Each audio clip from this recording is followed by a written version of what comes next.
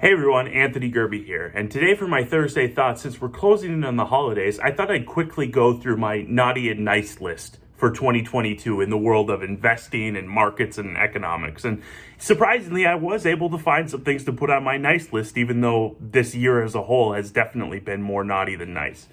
Before I get into it, if you haven't already, please subscribe to our channel. It does really help us out as we get the word out with more of these every week. So, what's on the naughty list? Let's start with the bad news first. Well, it's not going to surprise you.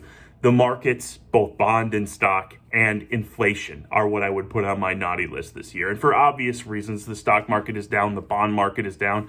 Depending on which index you look at, the bond market could be on pace for one of its worst years ever. And inflation, at least in recent memory, was as high as anybody can remember it.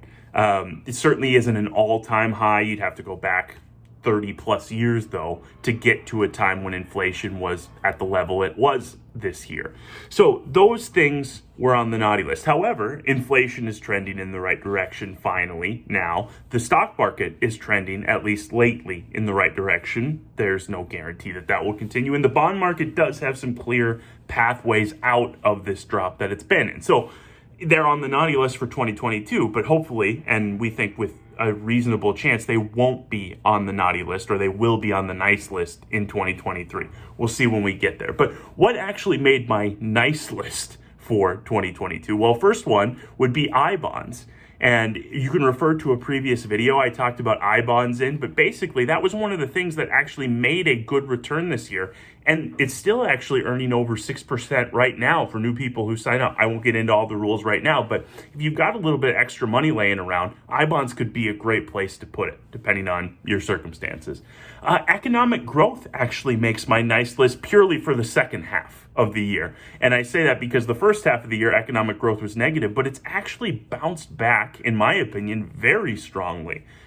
Way more strongly than what the market has done relative to its first half of the year in relative terms. So that's very good to see. There are no guarantees when it comes to this, but I think that's an under-publicized story that economic growth has been a little bit better than most people think in the second half of the year. Well, that's the caveat. And finally, interest rates.